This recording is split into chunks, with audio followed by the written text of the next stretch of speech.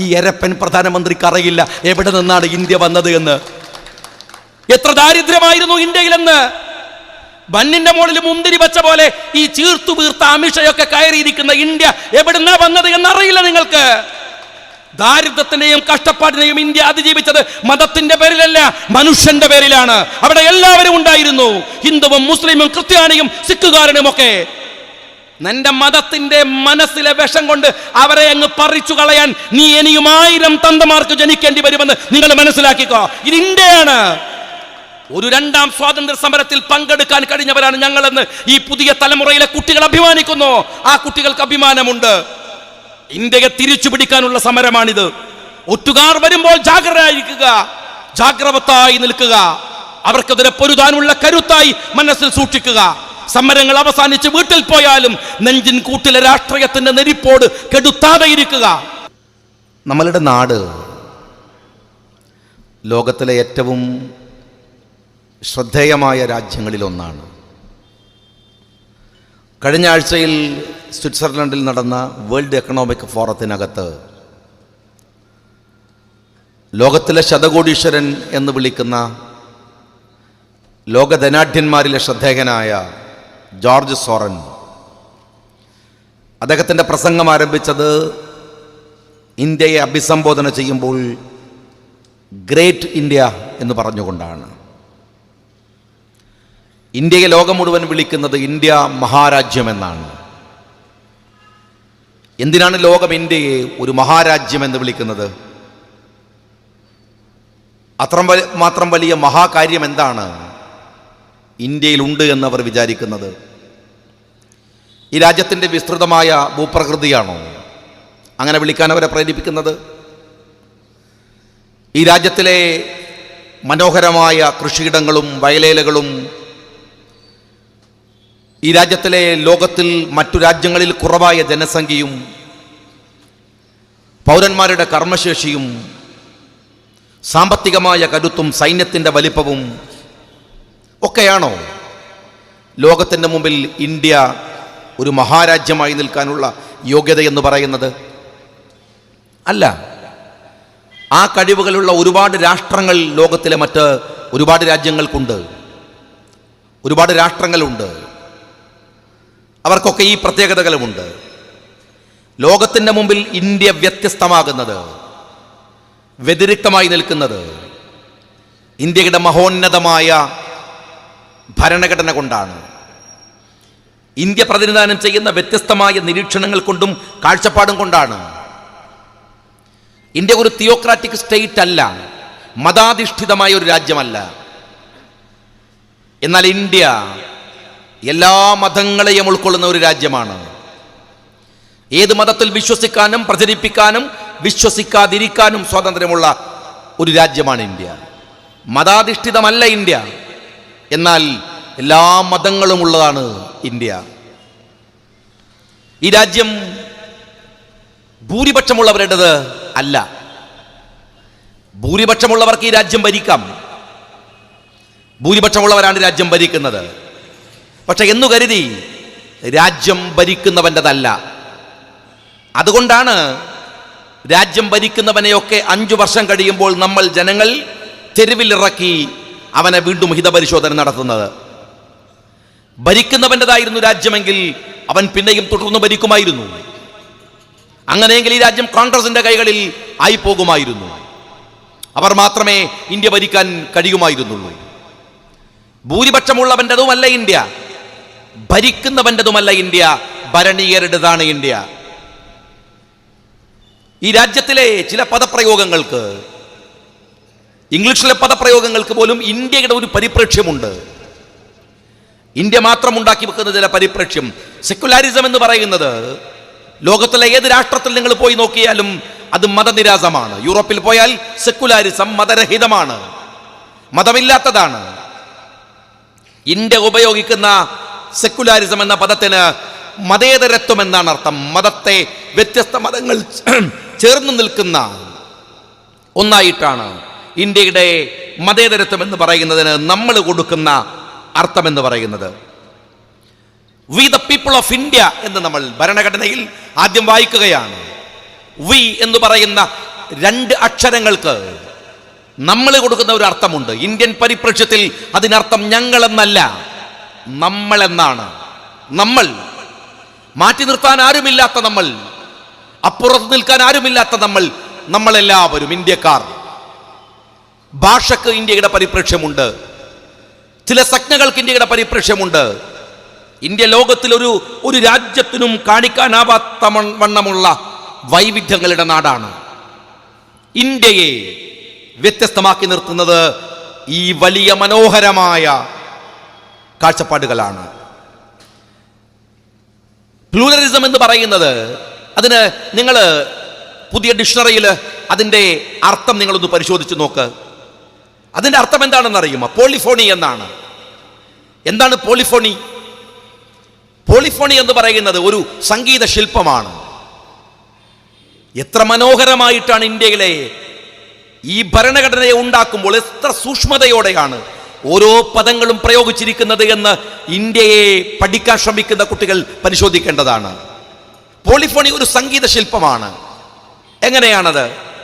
വ്യത്യസ്തമായ ഇൻസ്ട്രുമെന്റുകൾ, ഹാർമോണിയം ഉണ്ടാവും, തബലയുണ്ടാകും, ഗിറ്റാർ ഉണ്ടാവും, മാറി മാറി ഒരുപാട് മ്യൂസിക്കൽ ഇൻസ്ട്രുമെന്റ്സുകൾ, ഇതെല്ലാം ചേർന്ന് വ്യത്യസ്തമായ താള ലയത്തോടുകൂടെ അവരുണ്ടാക്കുന്ന മനോഹരമായ മ്യൂസിക്കൽ ശില്പത്തിനാണ് പോളിഫോണി എന്ന് പറയുക. ഇന്ത്യയുടെ പോളിഫോണി എന്ന് പറയുന്നത് ഇവിടുത്തെ ഹിന്ദുവും മുസ്ലിമും ക്രിസ്ത്യാനിയും ബുദ്ധനും അടങ്ങുന്ന 4599 ജാതിയും മതങ്ങളും അടങ്ങുന്ന അവന്റെ സ്വരങ്ങളും അവന്റെ ഭാവങ്ങളും ഒക്കെ ലയിപ്പിച്ചെടുക്കുന്ന ഒരു പോളിഫോണിയാണ്, ഒരു സംഗീത ശില്പമാണ് ഇന്ത്യ എന്ന് പറയുന്നത്. അതാണ് ലോകത്തിൽ നിന്ന് ഇന്ത്യയെ മാറ്റി നിർത്തുന്ന സവിശേഷത എന്ന് പറയുന്നത്. ആ രാജ്യത്തെയാണ്, രാജ്യത്തെക്കുറിച്ചൊരു ബോധവുമില്ലാത്ത, ധാരണയില്ലാത്ത, ഈ രാജ്യമെന്ന് പറയുന്നതിനോട് പരമമായ പുച്ഛമുള്ള, വിദേശ രാജ്യങ്ങളോട് മാത്രം ഇമ്പങ്ങളും താല്പര്യങ്ങളും വെച്ച് പുലർത്തുന്ന കുറെ അപകടകാരികൾ തകർക്കാൻ ശ്രമിച്ചത്. അവർ തകർക്കാൻ ശ്രമിച്ചത് രാജ്യത്തിന്റെ ഈ മൗലികതയാണ്, അടിസ്ഥാനപരമായ മൂല്യങ്ങളെയാണ്. അതുകൊണ്ടാണല്ലോ അമിത്ഷാ ഇന്ത്യയുടെ പാർലമെന്റിൽ CAA അവതരിപ്പിക്കുമ്പോൾ പറഞ്ഞത്. എന്ത് വിഡ്ഢിത്തങ്ങൾ നിറഞ്ഞ പ്രസംഗമായിരുന്നു അദ്ദേഹത്തിൻ്റെത്. പതിറ്റാണ്ടുകൾ ചരിത്രമുള്ള ഒരു ഇന്ത്യയിലെ എത്രയോ വലിയ ബുദ്ധിജീവികൾ ഇരുന്നിരുന്നാലോചിച്ച്, പടുതുകൾ പിന്നെയും പിന്നെയും അടച്ച്, എത്രയോ ദിനരാത്രങ്ങൾ ഉറക്കമിളച്ച്, കോടിക്കണക്കിന് ജനങ്ങളോട് സംവദിച്ച് രാജ്യമുണ്ടാക്കിയ ഒരു ഭരണഘടന ഒരൽപ്പനായ അമിത്ഷാ ഒരു ദിവസം കൊണ്ട് അങ്ങ് തകർത്ത് കളയുമ്പോൾ അയാൾക്കൊന്നും പറയാൻ ഉണ്ടാവില്ല. എന്നാലും അദ്ദേഹം പറഞ്ഞത് ഇങ്ങനെയാണ്. CAA കൊണ്ടുവരുമ്പോൾ അയാൾ പറഞ്ഞത് ബംഗ്ലാദേശിനും പാകിസ്ഥാനിനും അഫ്ഗാനിനും കുഴപ്പമുണ്ട്, അവരുടെ ഭരണഘടന കുഴപ്പമുള്ളതാണ്, ആ രാജ്യങ്ങൾ തിയോക്രാറ്റിക് സ്റ്റേറ്റ് ആണ്, അതുകൊണ്ട് അവരുടെ ഭരണഘടനയിലെ കുഴപ്പം തീർക്കാൻ ഇന്ത്യയുടെ ഭരണഘടന മാറ്റുന്നു. ഇതെന്തൊരു പൊട്ടത്തരമാണ്. നരേന്ദ്രമോദിയുടെ കണ്ണിൽ കരട് പോയാൽ അമിത്ഷായുടെ വായിക്കകത്തല്ലല്ലോ ഊതേണ്ടത്. പാകിസ്ഥാന്റെ കുഴപ്പമുണ്ടെങ്കിൽ, ബംഗ്ലാദേശിന് കുഴപ്പമുണ്ടെങ്കിൽ നിങ്ങൾ മാറ്റേണ്ടത് അവരുടെ ഭരണഘടനയാണ്, പവിത്രമായ ഇന്ത്യയുടെ ഭരണഘടനയല്ല. അതല്ലേ മാറ്റേണ്ടത്. നിങ്ങൾ എന്താണ് പാകിസ്ഥാനെ കുറിച്ച് പറയുന്ന ആക്ഷേപം? അവിടുത്തെ മൈനോറിറ്റിയോട് അവർ മോശമായി പെരുമാറുന്നു, അതുകൊണ്ട് അവർ ഇവിടെ വന്നാൽ അതല്ലേ പ്രശ്നം. അപ്പൊ നിങ്ങൾ എന്താ ചെയ്യുന്നത്? അവന്റെ പ്രശ്നങ്ങൾ പരിഹരിക്കാൻ നിങ്ങൾ ഇവിടുത്തെ മൈനോറിറ്റിയോട് മോശമായി പെരുമാറുന്നു. ഇതെന്താ സംബന്ധമാണ്? ശശി തരൂർ പറഞ്ഞത് ഇതാണ്. നിങ്ങൾ ഇന്ത്യയെ ഒരു കൊച്ചു പാകിസ്ഥാനാക്കാൻ ശ്രമിക്കുകയാണ്. നിങ്ങൾ ഇന്ത്യയെ പാകിസ്ഥാന്റെ മറ്റൊരു പരിച്ഛേദമാക്കി മാറ്റാൻ നിങ്ങൾ ശ്രമിക്കുകയാണ്. അവന്റെ ഭരണഘടനയിലെ കുഴപ്പങ്ങൾ പരിഹരിക്കാൻ ഇവിടെയല്ല, ഇന്ത്യയിലല്ല. ഞാൻ നിങ്ങളോട് ചോദിക്കട്ടെ, ഇന്ത്യയിൽ ജനിച്ച് ജീവിച്ച് 60 കൊല്ലം 70 കൊല്ലം 80 കൊല്ലം ഇന്ത്യയിൽ ജനിച്ച് ഇവിടെ ജീവിച്ച ഒരാൾ, അദ്ദേഹത്തിന്റെ ഈ രാജ്യത്തെ അത്രമേൽ സുരക്ഷിത ബോധത്തോടു കൂടിയല്ലേ എല്ലാവരും ജീവിക്കുന്നത്. നിർഭാഗ്യവശാൽ അയാൾക്ക് രേഖകളില്ല, കാണിക്കാൻ കഴിഞ്ഞില്ല. അയാളോട് നിങ്ങൾ പറയാണ്, നിങ്ങൾ രാജ്യം വിട്ടു പോകണം, അല്ലെങ്കിൽ ഡിറ്റൻഷൻ സെന്ററിലേക്ക് പോകണം.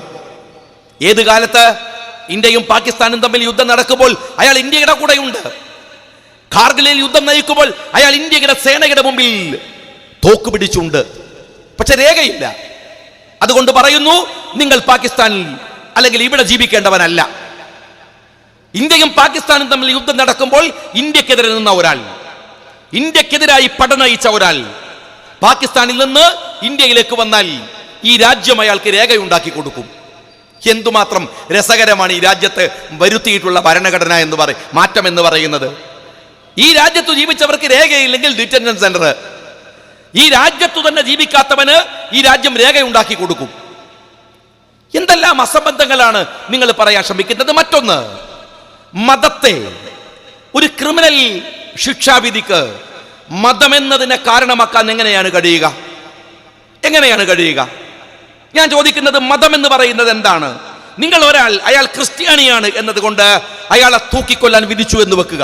ക്രിസ്ത്യാനി ആയതുകൊണ്ട് അയാളെ തൂക്കാൻ വിധിച്ചു, രാജ്യം കടത്താൻ തീരുമാനിച്ചു. രാജ്യം കടക്കാൻ പോകുന്നതിന്റെ തലേ ദിവസം അയാൾ പറഞ്ഞു, ഞാൻ ആ മതം വിട്ടു. തീർന്നില്ലേ? മതം അങ്ങനെ വിടാലോ. മതം വിടാൻ എന്താ പ്രയാസം? മതം എന്ന് പറയുന്നത് മനുഷ്യന്റെ ദേഹത്ത് കുത്തുന്ന ചാപ്പയല്ല. മതം അവന്റെ ഹൃദയത്തിനകത്തുള്ള ഒരു വിശ്വാസമാണ്. മതം അവന്റെ ഹൃദയത്തിനകത്ത്, മൻ എന്ന് പറയുന്ന സംസ്കൃത പദത്തിൽ നിന്നാണ് മതം എന്ന് പറയുന്ന പ്രയോഗം ഉണ്ടാവുന്നത്. അമിഷക്ക് എന്ത് സംസ്കൃതം, അമിഷക്ക് എന്ത് പാരമ്പര്യം, അയാൾക്ക് എന്തറിയാം? മതം എന്ന് പറയുന്നത് ഒരു ചാപ്പക്കുത്തലല്ല. മതം ഒരു വിശ്വാസമാണ്. ഹൃദയത്തിനകത്ത് ഞാൻ എൻ്റെ മനസ്സിൽ ഉറപ്പിച്ചു വെക്കുന്ന വിശ്വാസമാണ്. ഞാനതങ്ങ് വിട്ടാൽ തീർന്നോ? നിങ്ങൾ ഇവിടെ ഇന്ത്യയിലേക്ക് തസ്ലീമ നസറിനെ കൊണ്ടുവന്ന് ഈ രാജ്യം പൗരത്വം കൊടുത്തു. ആരാണ് തസ്ലീമ നസറിൻ? ബംഗ്ലാദേശുകാരിയാണ്. എന്തിനാണ് നസറിന് ബംഗ്ലാദേശിൽ നിന്ന് വിട്ടുപോകേണ്ടി വന്നത്? അവിടുത്തെ ഭരണകൂടം തസ്ലീമ നസറിനെ ലജ്ജ എന്ന പുസ്തകം എഴുതിയപ്പോൾ അത് ഇസ്ലാമിക വിരുദ്ധമാണ് എന്നതിന്റെ പേരിൽ ബംഗ്ലാദേശിൽ നിന്ന് അവരെ ശിക്ഷിക്കാൻ തീരുമാനിച്ചപ്പോൾ അവർ രാജ്യം വിട്ടു. അമിത്ഷയോട് ചോദിക്കട്ടെ, ഇനി തസ്ലീമ നസറിനെ പോലെ ഒരാൾക്ക് ഇന്ത്യയിൽ പൗരത്വം കൊടുക്കാൻ നിങ്ങളുടെ CAA വഴി കഴിയുമോ ഈ രാജ്യത്ത്? കാരണം നിങ്ങൾ പറയുന്നത് ബംഗ്ലാദേശിലും പാകിസ്ഥാനിലും മുസ്ലിങ്ങളല്ലാത്തവരെ പീഡിപ്പിക്കുന്നു എന്നാണ്. എങ്കിൽ ബംഗ്ലാദേശിൽ നിന്ന് വന്ന തസ്ലീമ നസറിൻ മുസ്ലിം അല്ലേ? ആ രാഷ്ട്രമല്ലേ അവരെ പീഡിപ്പിച്ചത്? അതിന്റെ പേരിലല്ലേ ഇന്ത്യ പൗരത്വം കൊടുത്തത്? അപ്പൊ പിന്നെ നിങ്ങൾ പറയുന്നതിന്റെ ന്യായവാദം എന്താണ്? അതൊന്ന് നിങ്ങൾ പറഞ്ഞേ, എന്താണ് അതിന്റെ ന്യായവാദം? ഇത് വസ്തുതാപരമായി പരിശോധിച്ചാൽ ഇതൊന്നുമല്ല കാര്യം. ഇതൊരു വലിയ കുഴപ്പമുണ്ടാക്കലാണ്. മനുഷ്യന്റെ മനസ്സിൽ മതിൽ കെട്ടാനുള്ള പരിശ്രമമാണ്. നിങ്ങൾ തിരിച്ചറിയേണ്ട ഒരു കാര്യമുണ്ട്, രാജ്യം ഭരിക്കാൻ വൈകാരികത കൊണ്ട് സാധിക്കില്ല. ഞാൻ എപ്പോഴും പറയാറുണ്ട്, രാജ്യം ഭരിക്കാൻ വൈകാരികത കൊണ്ട് കഴിയില്ല. രാജ്യത്ത് ഭൂരിപക്ഷം കിട്ടാൻ വൈകാരികത മതി, മതം പറഞ്ഞാൽ മതി. മതം പോലെയുള്ള ഒരു കുഴപ്പം പിടിച്ച ആളുകളെ വശത്താക്കാൻ കഴിയുന്ന വേറെ ഉപകരണമില്ലല്ലോ. മതം ഉപയോഗിക്കാം, പക്ഷെ വൈകാരികത കൊണ്ട് രാജ്യം ഭരിക്കാനാവില്ല. നിങ്ങൾ എല്ലാവരെയും മതം പറഞ്ഞിളക്കി വിട്ട് വർഗീയത കൊണ്ട് രാജ്യത്ത് ഭൂരിപക്ഷം ഉണ്ടാക്കി ഭരിക്കാൻ വന്നു. പക്ഷെ നിങ്ങൾക്കിത് അറിയില്ല, നിങ്ങൾ ഇതുവരെ പഠിച്ചിട്ടില്ല. രാഷ്ട്രമീമാംസയുടെ ബാലപാഠം പോലും ഈ നരേന്ദ്രമോദിക്കും അമിത്ഷയ്ക്കും അറിയില്ല. അതിന്റെ ഫലം എന്താണ്? രാജ്യം കടുത്ത സാമ്പത്തിക പ്രതിസന്ധിയിലേക്ക് കൂപ്പുകുത്തുകയാണ്. അല്ലാതെ ഇവിടുത്തെ മുസ്ലിങ്ങളെ അങ്ങ് ഇല്ലാതാക്കി കളയാം എന്ന് നിങ്ങൾക്ക് സ്വപ്നം കാണുന്നില്ല എന്നും ഞങ്ങൾക്കറിയാം. കാരണം അത് നടക്കുന്ന കാര്യമൊന്നുമല്ല. എന്തുകൊണ്ടെന്നറിയോ? നമ്മൾ മലയാളികളാണ്, നമ്മൾ ഇന്ത്യക്കാരനാണ്. അവിടെ മാത്രം തീരുന്നില്ലല്ലോ പ്രശ്നം. നമ്മളൊരു അന്താരാഷ്ട്ര പൗരന്മാരാണ്. ഒരു രാജ്യത്തെ റെഫ്യൂജി ആരാണ്? ഒരു രാജ്യത്ത് അതിരു കടന്നു വരുന്നവൻ ആരാണ്? ഒരു രാജ്യത്തെ അഭയാർത്ഥി ആരാണ്? ഇതൊക്കെ തീരുമാനിക്കുന്നത് നരേന്ദ്രമോദി നേതൃത്വം കൊടുക്കുന്ന ഭരണകൂടമല്ല, ഇന്ത്യയുമല്ല, പാകിസ്ഥാനുമല്ല, അമേരിക്കയുമല്ല. അത് തീരുമാനിക്കുന്നത് അന്താരാഷ്ട്ര സമൂഹമാണ്. ഇന്ത്യയല്ല ഒരു പൗരന്റെയും ഒരു റെഫ്യൂജിയുടെയും ഒരു അഭയാർത്ഥിയുടെയും ഒക്കെ നിർവചനം കൊടുക്കേണ്ടത് ഇന്ത്യയല്ല, അത് അന്താരാഷ്ട്ര നിയമമാണ്. എങ്കിലും ഞാൻ ചോദിക്കുന്നത്, നമ്മളൊക്കെ അന്താരാഷ്ട്ര പൗരന്മാരാണ്. ഒരു രാഷ്ട്രം കാണിക്കുന്ന തോന്നിവാസങ്ങൾ ഞങ്ങൾ ഒരു രാഷ്ട്രമാണ് എന്നതുകൊണ്ട് നിങ്ങൾക്ക് അങ്ങനെ കളിക്കാൻ കഴിയില്ല ആധുനിക ലോകത്ത്. കഴിഞ്ഞ 2-3 ആഴ്ചകൾക്ക് മുമ്പ് ഇറാന്റെ മുകളിൽ കൊണ്ടുവന്ന് അമേരിക്ക ബോംബിടുമ്പോ അവര് പറയുന്നതിന് അന്താരാഷ്ട്ര തലത്തിലുള്ള ഒരു ന്യായവും അവരെ വിമർശിക്കുന്നതിന് അന്താരാഷ്ട്ര തലത്തിലുള്ള ന്യായവാദങ്ങളുമുണ്ട്. അതുകൊണ്ട് ഇത് ഇന്ത്യ നിങ്ങൾ വിചാരിക്കുന്ന പോലെ ഇതൊരു ഒരു കുണ്ടിലെ തവളയൊന്നുമല്ല. നിങ്ങൾക്ക് ഇവിടുത്തെ മുസ്ലിങ്ങളെ, അതും 25 കോടിയോളം വരുന്ന മുസ്ലിങ്ങളെ അവരെ അങ്ങ് തിന്നു തീർക്കാൻ പറ്റിയ വയറൊന്നും നരേന്ദ്രമോദിക്കും അമിത്ഷയ്ക്കും ഇല്ലെന്നത് കാലത്തിനറിയാം. നിങ്ങൾക്കൊന്നാവാൻ പോണില്ല. അതൊക്കെ ചുമ്മാ നിങ്ങൾ പടായി ഇവിടെയാണ്. നിങ്ങൾ സത്യത്തിൽ ഇവിടുത്തെ ഹിന്ദുവിനെയും മുസ്ലിമിനെയും തമ്മിൽ തെറ്റിച്ച് നിങ്ങൾ ചെയ്യുന്നത് നിങ്ങളുടെ കഴിവുകേടുകളെ മറക്കുകയാണ്. അതാണ് വസ്തുത. നിങ്ങൾക്ക് ഭരിക്കാൻ അറിയില്ല. ഞാൻ പറഞ്ഞല്ലോ, രാഷ്ട്രത്തെക്കുറിച്ച് നിങ്ങൾക്കറിയില്ല, ഈ സാമ്പത്തിക രംഗത്തെക്കുറിച്ച് നിങ്ങൾക്കറിയില്ല. നോട്ട് നിരോധനം നടത്തുമ്പോൾ ഒരു അന്തംഗം ഈ പൊട്ടൻ പോലും ചെയ്യാത്തതാണ് ഇന്ത്യയുടെ പ്രധാനമന്ത്രി ചെയ്തു വെച്ചത്. നിങ്ങൾക്കറിയില്ല. ഈ രാജ്യം നിങ്ങൾക്കറിയുമോ? ലോകത്തിലെ ഏറ്റവും വലിയ കാർഷിക രാജ്യമാണ്. ഒരുപാട് രാഷ്ട്രങ്ങളെ പോറ്റുന്നത് ഈ നാട്ടിൽ ഇന്ത്യക്കാരൻ പണിയെടുക്കുന്ന ഭക്ഷണം കൊണ്ടാണ്. ഈ രാജ്യത്തിന്റെ സാമ്പത്തിക ഭദ്രത ഈ രാജ്യത്തിന്റെ കയറ്റുമതിയിൽ നിന്നാണ് നമ്മൾ ഉണ്ടാക്കിയത്. ഇന്ത്യയുടെ കാർഷിക രംഗത്തിന്റെ സ്ഥിതി എന്താണ്? തകർന്ന് നാരായണക്കല്ലെടുത്തില്ലേ? എത്രമേൽ ഭീകരമായി തകർന്നു പോയി ഇന്ത്യ. ഇന്ത്യയുടെ കാർഷിക രംഗം തകർന്നു തരിപ്പണമായി. ലക്ഷക്കണക്കിന്, ഏകദേശം ഒരു 4 ലക്ഷത്തിലധികം ആളുകൾ കഴിഞ്ഞ 6 കൊല്ലത്തിനിടയിൽ ഇന്ത്യയിൽ ആത്മഹത്യ ചെയ്തു. അമിത്ഷാ കണക്കെടുത്തോ? അതിലെത്ര ഹിന്ദു, അതിലെത്ര മുസ്ലിം, അതിലെത്ര ക്രിസ്ത്യാനി? എന്താ നിങ്ങൾ കണക്കെടുക്കാത്തത്? എന്താ എടുക്കാത്തത്? പക്ഷെ മരിച്ചുപോയവർ മുഴുവൻ കർഷകരാണ്. ഇന്ത്യയുടെ തെരുവിൽ കർഷകർ ആത്മഹത്യ ചെയ്യുന്നു. വ്യാപകമായി അവർ മരിച്ചുകൊണ്ടിരിക്കുന്നു. ഇന്ത്യയുടെ കാർഷിക ഉൽപ്പന്നങ്ങൾ ലോകത്തിന്റെ വിപണിയിലേക്ക് കയറ്റി അയക്കാനാവാത്ത വണ്ണം തെരുവിൽ തകർന്നുകൊണ്ടിരിക്കുന്നു. അപ്പോഴാണ് നരേന്ദ്രമോദി പറയുന്നത്, ഏയ് കാർഷിക രംഗം തകർന്നോട്ടെ എന്ന്, ഞാൻ ഇന്ത്യയെ ഡിജിറ്റൽ ഇന്ത്യയാക്കും, കോപ്പിലെ ഇന്ത്യയാക്കുമെന്നാണ് പറയേണ്ടത്. നരേന്ദ്രമോദി ഡിജിറ്റൽ ഇന്ത്യയാക്കണമെങ്കിൽ ഇന്ദ്രൻസ് പറഞ്ഞ പോലെ മിനിമം ഇന്റർനെറ്റ് എങ്കിലും വേണം. കഴിഞ്ഞ 2019 100 തവണയാണ് നിങ്ങൾ ഇന്റർനെറ്റ് ഇന്ത്യയിൽ ഡിസ്കണക്ട് ചെയ്തത്. 2014 മുതൽ 19 ഡിസംബർ വരെ ലോകത്ത് ഇന്റർനെറ്റ് ഡിസ്കണക്ട് ചെയ്ത 61% ഇന്ത്യയിലാണ്. പിന്നെ എങ്ങനെയാണോ ഈ ഇന്ത്യ ഡിജിറ്റൽ ഇന്ത്യ ആക്കുക? നിങ്ങൾ നോട്ട് നിരോധിച്ചപ്പോൾ എന്താ പറഞ്ഞത്? ഞാൻ ഡിജിറ്റൽ ട്രാൻസാക്ഷനെ പ്രോത്സാഹിപ്പിക്കുമെന്നാണ്. മോഡി ഡിജിറ്റൽ ട്രാൻസാക്ഷൻ നടക്കണമെങ്കിൽ ഇന്റർനെറ്റ് വേണം. ഇന്റർനെറ്റ് കട്ട് ചെയ്താൽ പിന്നെ എങ്ങനെയാ ഈ ഡിജിറ്റൽ ട്രാൻസാക്ഷൻ നടക്കുക? നിങ്ങൾ പരിശോധിക്കുക. കഴിഞ്ഞ 10 വർഷത്തിനിടയിൽ ലോകത്ത് വന്നിട്ടുള്ള മാറ്റങ്ങൾ നിങ്ങൾ നിരീക്ഷിക്കുക. ആ മാറ്റങ്ങളിലെ ഒരു 10 എണ്ണം നിങ്ങൾ എടുക്കുക. ഒരു 10 എണ്ണം. ഒന്ന് നമുക്ക് GPS എടുക്കാം, ഗ്ലോബൽ പൊസിഷൻ സിസ്റ്റം എന്ന് പറയും. പണ്ട് മോഹൻലാലിന്റെ ഒരു സിനിമ ഇറങ്ങിയിരുന്നു. അതിലിങ്ങനെയാണ് പറയുന്നത്, എന്താണ്? വഴി ചോദിക്കുമ്പോൾ പറയും, ചോദിച്ച് പോവാം. അത് മലയാളിയുടെ ഒരു ശീലമാണ്. നമ്മൾ ഇവിടുന്ന് ഇങ്ങനെ പുറപ്പെട്ടാൽ, പൊന്നാനിക്ക് പുറപ്പെട്ടാൽ ഇന്നാളെ വീട്ടിലേക്ക് ഓരോ ടേണിങ് എത്തുമ്പോഴും ചോദിക്കും, എന്താ വഴി, എന്താ വഴി, എന്താ വഴി? ആ കാലം പോയില്ലേ? ഇപ്പൊ നേരെ ചാവക്കാട് നിന്ന് കാറിൽ കയറി എന്താണ് GPS എടുത്ത് ഒരടിയാണ് പൊന്നാനി ഇന്ന സ്ഥലം. പിന്നെ നല്ല ഉറക്കാണ്, ബാക്കിയൊക്കെ ഗൂഗിൾ നോക്കിക്കോളും. ഇടത്തോട്ട് വലത്തോട്ട്, ഇടത്തോട്ട് വലത്തോട്ട്, അങ്ങനെയാണ് ഇപ്പൊ യാത്ര ആളുകളുടെ. ഈ GPS ലോകത്ത് വരുത്തിയ മാറ്റം എന്താണ്? അത്ഭുതമാണ്, അത്ഭുതമാണ്. ഇന്റർനെറ്റ് വന്നു, എന്താണ് ഫേസ്ബുക്ക് വന്നു, വാട്സാപ്പ് വന്നു, ട്വിറ്റർ വന്നു, എന്തെല്ലാം. ഈ അത്ഭുതങ്ങളിൽ ഏതെങ്കിലും ഒന്നില് ഇന്ത്യ എന്ന് പറയുന്ന ഈ മഹാരാജ്യത്തിന് ഒരു കടുകുമണിയുടെ സംഭാവന ഉണ്ടായിട്ടുണ്ടോ? ഇന്ത്യ എത്ര വലിയ രാജ്യമാണ് മോഡി. ദാരിദ്ര്യങ്ങളുടെയും കഷ്ടപ്പാടിന്റെയും നടുവിൽ വെച്ചാണ് പണ്ഡിറ്റ് ജവഹർലാൽ നെഹ്റു IIT ഉണ്ടാക്കുന്നത്, IIM ഉണ്ടാക്കുന്നത്. വിദ്യാഭ്യാസ രംഗത്ത് ഒരു ലോകത്തിലെ എഡ്യൂക്കേഷന്റെ സർട്ടിഫിക്കറ്റ് പരിശോധിച്ചാൽ ലോകത്തിലെ ഏറ്റവും റേറ്റിംഗ് ഉള്ള സർട്ടിഫിക്കറ്റ് IIT-യുടേതാണ്. ഇന്നല്ല, ഇന്ന് ഇന്ത്യയുടെ IIT-യുടെ റേറ്റിംഗ് തകർന്നുപോയി. ലോകത്തിന്റെ ശാസ്ത്രത്തിന് ഇന്ത്യ ഒരുപാട് സംഭാവന സമർപ്പിച്ചിട്ടുണ്ട്. ആ ഇന്ത്യ ഇന്ന് എവിടെയാണ്? ആ ഇന്ത്യ ഇന്ന് എവിടെയാണ്?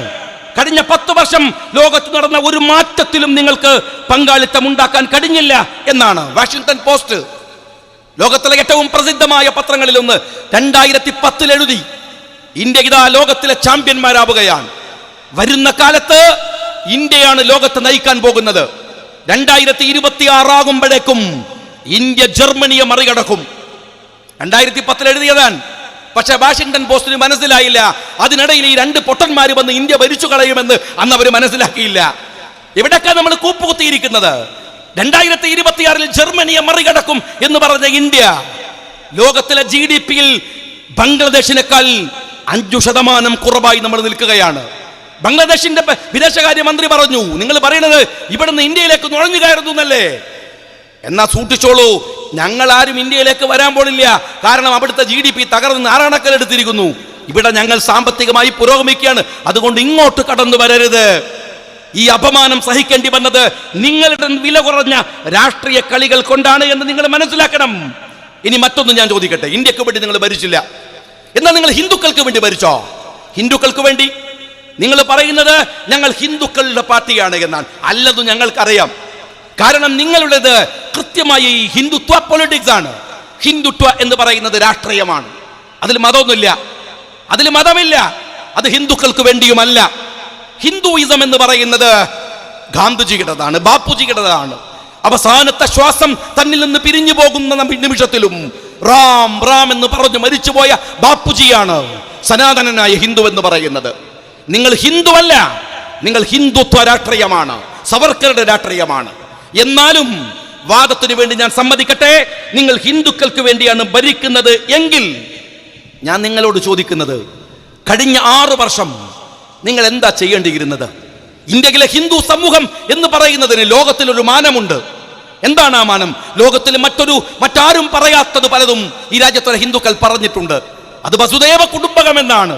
അതിരുകളില്ലാത്ത വിധം ലോകമേ ഞങ്ങളുടെ തറവാട് എന്ന് പറയുന്ന വസുദേവ കുടുംബകം എന്നാണ്. ലോകമാണ് ഞങ്ങളുടെ തറവാട്, അതിൽ അതിരുകളില്ല, അതിൽ അതിർത്തി കൊണ്ട് മനുഷ്യനെ വേർതിരിക്കാനാവില്ല, എല്ലാവരെയും ഞങ്ങൾ സ്നേഹിക്കുന്നു എന്ന് വിവേകാനന്ദൻ പറഞ്ഞതാണ് ഇന്ത്യയുടെ മൗലികത. നിങ്ങൾ മിനിമം ഇന്ത്യക്കാരനെയെങ്കിലും സ്നേഹിക്കുന്നു എന്ന് കാണിക്കാൻ ഈ 6 വർഷം ശ്രമിച്ചോ? 6 വർഷം ശ്രമിച്ചോ? ലോകാ സമസ്ത സുഖിനോ ഭവന്തു ഹിന്ദു മൂല്യങ്ങളുടെ അടിസ്ഥാന ഘടകമാണ്. ലോകത്തിലെല്ലാവർക്കും ശാന്തി ഉണ്ടാവണം. ഞാൻ ചോദിക്കുന്നത് ലോകത്തിലെല്ലാവർക്കും അല്ല. രക്ഷിതാക്കളായി നിങ്ങൾ ഈ രാജ്യം ഭരിക്കുമ്പോൾ ഈ രാജ്യത്തിലെ പൗരന്മാർക്ക് ശാന്തി ഉണ്ടാക്കാൻ നിങ്ങൾ ശ്രമിച്ചോ? നിങ്ങൾ എന്തായിരുന്നു ശ്രമിക്കേണ്ടത്? ഇതാ കണ്ടോ, ഞങ്ങളിതാ ഹിന്ദു മതത്തിന് വേണ്ടി ഭരിക്കുകയാണ്. കോൺഗ്രസ് ഭരിച്ച പോലെയല്ല, NCP ഭരിച്ച പോലെയല്ല, ഘടകകക്ഷികൾ ഭരിച്ച പോലെയല്ല. ഞങ്ങൾ ഭരിച്ചാൽ ഇങ്ങനെ ഉണ്ടാകുമെന്ന് കാണിക്കാനെങ്കിലും ഈ 6 വർഷം മോഡി ശ്രമിച്ചോ? ശ്രമിച്ചില്ലല്ലോ. മധുരയിലെ യുപിയിലെ മധുര നമ്മുടെ തമിഴ്നാട്ടിലെ മധുരയല്ല. യുപിയിലെ മധുര ഭഗവാൻ കൃഷ്ണന്റെ മധുരയാണ്, കൃഷ്ണന്റെ ജന്മസ്ഥലമാണ്. നിങ്ങൾ മധുരയിൽ പോയി നോക്കിയിട്ടുണ്ടോ? ഞാൻ കണ്ടിട്ടുണ്ട്. മധുരയിൽ ഒരുപാട് ക്ഷേത്രങ്ങളുണ്ട് ഭഗവാൻ കൃഷ്ണന്റെ ജന്മസ്ഥലത്ത്. ആ ക്ഷേത്രങ്ങളിൽ ആയിരക്കണക്കിനല്ല 10,000കണക്കിന് അമ്മമാരുണ്ട്. ക്ഷേത്രത്തിൽ നിങ്ങൾ പോയി നോക്കിയാൽ അവിടെ കഷായ വസ്ത്രം ധരിച്ച അമ്മമാരെ കാണാം. ഭഗവാൻ കൃഷ്ണന്റെ കാമുകിയാണ് രാധ. രാധയുടെ ഓർമ്മയെ പുതുക്കാനാണ് തെരുവുകളിൽ നിന്ന് ഉപേക്ഷിക്കപ്പെട്ടു പോയ, നോക്കാൻ മക്കളില്ലാത്ത, രക്ഷിതാക്കളില്ലാത്ത നിരാശ്രയരായ ഈ അമ്മമാർ ഈ ക്ഷേത്രത്തിൽ വന്ന് പാർക്കുന്നത്. ഞങ്ങൾ കൃഷ്ണന്റെ രാധമാരാണ്. 2014 സുപ്രീം കോടതി പറഞ്ഞു, ആ അമ്മമാരെ പരിരക്ഷിക്കണം. അവർക്ക് ഭക്ഷണമില്ല, മാറാത്ത രോഗങ്ങൾക്ക് അടിമപ്പെട്ട് കഴിയുകയാണ് അവരെ രക്ഷിക്കണം. 2014 ഹിന്ദു സമൂഹത്തെ അപമാനിക്കാൻ, പരിഹസിക്കാൻ കഷായ വസ്ത്രം ധരിച്ച് നടക്കുന്ന ഭ്രാന്തനായ യോഗിയാണല്ലോ ഉത്തർപ്രദേശ് ഭരിക്കുന്നത്. ശബരിമലയിൽ ഒരു നിയമമുണ്ട്, അവരുടെ ഒരു ആചാരമാണ്, അവരുടെ ഒരു വിശ്വാസമാണ്. 10നും 50നും ഇടയിൽ പ്രായമുള്ള പെണ്ണുങ്ങൾ അവിടെ വരരുത്. അത്രേ ഉള്ളൂ കാര്യം. അതിൻ്റെ പേരിൽ രാജ്യത്ത് വലിയ കുതൂഹലങ്ങളുണ്ടാക്കി, വലിയ പ്രശ്നങ്ങളുണ്ടാക്കി. നിങ്ങൾ ആ സമയത്ത് ഞങ്ങൾ ശക്തമായി സർക്കാരിൻ്റെ നിലപാടുകൾക്കെതിരായി നിന്നവരാണ്. എന്തുകൊണ്ടെന്ന് ചോദിച്ചാൽ ഓരോ മതത്തിലും ഓരോ വിശ്വാസങ്ങളില്ലേ? ഏത് മതത്തിലാണ് വിശ്വാസങ്ങളില്ലാത്തത്? സ്ത്രീകൾ ക്ഷേത്രത്തിൽ പോയാൽ ക്ഷേത്രം പൊളിഞ്ഞു പോകുമോ എന്ന് നിങ്ങൾക്ക് ചോദിക്കാം. ഒന്നും പൊളിയൂല. പക്ഷെ അതൊരു മതത്തിന്റെ വിശ്വാസമല്ലേ? ഇപ്പൊ നിങ്ങൾ ബാങ്ക് കേട്ടില്ലേ? 2 പള്ളിയിൽ നിന്നുള്ള ബാങ്ക് വന്നു. അല്ലാഹു അക്ബർ, അല്ലാഹു അക്ബർ. എപ്പോഴും കേൾക്കാറില്ലേ നിങ്ങൾ? സുബഹിക്കും കേൾക്കും. ആ പള്ളിക്ക് നിങ്ങൾ ഇന്നുവരെ ചാവക്കാട് നിന്ന് ഏതെങ്കിലും ഒരു പെണ്ണ് ബാങ്ക് കൊടുക്കുന്നത് കേട്ടിട്ടുണ്ടോ? എന്തേ പെണ്ണ് ബാങ്ക് കൊടുത്താൽ മൈക്ക് പൊളിഞ്ഞു പോവോ? പള്ളിയില്ലേണ്ടാവോ? ഇല്ല. പക്ഷേ പെണ്ണുങ്ങൾ ബാങ്ക് കൊടുക്കാറില്ല. ഞങ്ങളുടെ വിശ്വാസമാണ്, ഞങ്ങളുടെ വിശ്വാസമാണ്. നിങ്ങളുടെ യുക്തിക്ക് അത് നിരക്കണമെന്നില്ല. കാണാത്ത അള്ളാഹുവിനെയാണ് ഞങ്ങൾ ആരാധിക്കുന്നത്. എന്തിനാ ഈ കാണാത്ത അള്ളാഹുവിനെ? എന്തെങ്കിലും ഒന്ന് കണ്ടിട്ട് പോരെ? നിങ്ങൾക്ക് ചോദിക്കാം, യുക്തി ഉള്ളതൊക്കെ വിശ്വസിക്കുന്നത് എന്താ കാര്യമുള്ളത്? യുക്തിക്ക് നിരക്കുന്നത് മാത്രം വിശ്വസിക്കുന്നെങ്കിൽ വിശ്വാസത്തിന്റെ ഫലം എന്താണ്? വിശ്വാസം എന്ന് പറയുന്നതിന് ഫലമുണ്ടോ? അത് നിങ്ങൾ യുക്തി കൊണ്ട് മറുപടി പറയുന്നതിന് മാത്രമല്ല, അതാണ് അത് നെഞ്ചിൻ കൂട്ടിനകത്താണെന്ന്. ഇന്നക്രമക്കും ഇൻദല്ലാഹി യതഖാക്കും, ഹൃദയത്തിനകത്തേക്ക് മാത്രമാണ് എന്റെ നോട്ടമെന്ന് അല്ലാഹു വിശുദ്ധ ഖുർആനിൽ പറയുന്നത്. ഹൃദയത്തിനകത്ത് ഞങ്ങൾ സൂക്ഷിക്കുന്ന വിശ്വാസമാണ്. എല്ലാ മതത്തിലും അതുണ്ട്. അതുകൊണ്ട് ശബരിമലയിൽ അവരുടെ വിശ്വാസത്തെ നിങ്ങൾ ചോദ്യം ചെയ്യരുത് എന്ന് ഞങ്ങൾ പറഞ്ഞു. അതിന്റെ പേരിൽ നിങ്ങളുടെ രാജ്യത്ത് മതിലുണ്ടാക്കി. എനിക്ക് ഏറ്റവും വലിയ സങ്കടമുള്ള കാര്യം അതായിരുന്നു. മതിലുണ്ടാക്കി നിങ്ങൾ. ആ മതിലിൽ നിങ്ങൾ കൊണ്ടുവന്ന് ചെയ്യരുതാത്തത് ചെയ്തു. മാപ്പിള പെണ്ണുങ്ങളെ മതിലിൽ നിർത്തി നിങ്ങൾ അതിന്റെ ഫോട്ടോ എടുത്ത് പത്രങ്ങൾക്ക് കൊടുത്ത് ദേശാഭിമാനിയും കൈരളിയും അത് ആഘോഷിച്ചു. പാടുണ്ടായിരുന്നോ? മുസ്ലിം പെണ്ണുങ്ങൾക്ക് ആ മതിലിൽ എന്തായിരുന്നു കാര്യമുണ്ടായിരുന്നത്? പർദ്ദയിട്ട മതിലിൽ പോയി നിൽക്കുമ്പോൾ ആലോചിക്കണമായിരുന്നു. ഞങ്ങൾക്കും ഇതുപോലെയുള്ള ഒരുപാട് വിശ്വാസങ്ങളുണ്ട്, ഇതുപോലെയുള്ള രീതികളുണ്ട്. മറ്റൊരു മതത്തിന്റെ വിശ്വാസത്തെ ചോദ്യം ചെയ്യുന്ന മതിലിൽ പോയി പർദ്ദയും ഇട്ട് നിൽക്കുമ്പോ നിങ്ങൾ മനസ്സിലാക്കിയിരുന്നോ? ഈ പൗരത്വത്തിന്റെ പ്രശ്നം വരുമ്പോൾ രാജ്യത്തിന്റെ തെരുവുകൾ ഇറങ്ങിയ കോടിക്കണക്കിന് ഹിന്ദു മതവിശ്വാസികളെ കുറിച്ച് എന്താ നിങ്ങൾ ആലോചിച്ചില്ല? ഈ കമ്മ്യൂണിസ്റ്റുകാരന്റെ വൃത്തികെട്ട രീതികൾക്ക് പോയി നിന്നുകൊടുത്താൽ പിന്നീട് തലയിൽ മുണ്ടിട്ടിറങ്ങേണ്ടി വരുമെന്നത് അവിടെ പോയി നിൽക്കുന്നവർക്ക് തിരിച്ചറിയാത്ത ഒരു രാഷ്ട്രീയമാണ്. പിന്നീട് ഖേദിക്കേണ്ടി വരും. ആ നിലപാടാണ് നിങ്ങൾ ഉണ്ടാക്കിയത്. അവിടെ പെണ്ണുങ്ങളെ കൊണ്ടുപോയി നിർത്തി നിങ്ങൾ. എന്ത് കാര്യമുണ്ട്? മാപ്പിള പെണ്ണുങ്ങൾക്ക് എന്താണ് ശബരിമലയിൽ പെണ്ണുങ്ങൾ കയറാത്തതുമായി ബന്ധപ്പെട്ട വിശ്വാസത്തിൽ ഇടപെടാനുള്ള അവകാശമുള്ളത്? ഈ രാജ്യത്തിൽ എല്ലാവർക്കും അവരുടെ വിശ്വാസങ്ങളുണ്ട്. അത് മറ്റുള്ള മതങ്ങൾ ചോദ്യം ചെയ്യേണ്ടതല്ല. അങ്ങനെ നിങ്ങൾ ചെയ്തു. ഞാൻ അതിന്റെ വിശദമായ വശങ്ങളിലേക്ക് കടക്കുകയല്ല. ഞാൻ പറഞ്ഞു വന്ന മാറ്റർ വേറെയാണ്. ആ വിഷയം രാജ്യത്ത് കത്തുമ്പോ നിങ്ങളുടെ അഡ്വക്കേറ്റ് ശ്രീധരപിള്ള ഒരു ഡയലോഗ് പറഞ്ഞു. കിട്ടിയ അവസരമാണ്. ഇപ്പൊ നമ്മൾ പിണറായി പറയുന്ന പോലെ മുതലാക്കി കളയാം, ഇല്ലേ? മുതലാക്കി കളയാം. ഞാൻ BJP കാരനോട് സംഘ് പരിവാരത്തോട് ചോദിക്കട്ടെ, നിങ്ങൾ കിട്ടിയ അവസരം മുതലാക്കാൻ വന്നല്ലോ. ശബരിമലയേക്കാൾ 4400 വർഷം പെണ്ണുങ്ങളുടെ പാദസ്പർശമേൽക്കാത്ത, സ്ത്രീകളുടെ പാദസ്പർശമേൽക്കാത്ത ശനി ഷിക്നാപൂർ എന്ന് പറയുന്ന ഒരു ക്ഷേത്രമുണ്ട് മഹാരാഷ്ട്രയിൽ. 400 വർഷം ആ ക്ഷേത്രത്തിൽ പെണ്ണുങ്ങൾ കയറിയിട്ടില്ല. അവിടെ ഒരു പൂജാതി കർമ്മം നടത്തി അന്ന് അവസാനിപ്പിച്ചതാണ് സ്ത്രീ സന്ദർശനം. എന്നാൽ ആ ശനി ഷിക്നാപൂരിലേക്ക് RSSന്റെ ഗുണ്ടകളെ വെച്ച്, സംഘപരിവാർ ഗുണ്ടകളെ വെച്ച് ശനി ഷിക്നാപൂരിലേക്ക് പെണ്ണുങ്ങളെ നിങ്ങൾ കയറ്റിയത് നിങ്ങൾ മഹാരാഷ്ട്ര ഭരിക്കുമ്പോഴാണ്. NCPയും കോൺഗ്രസും ഭരിക്കുമ്പോഴല്ല.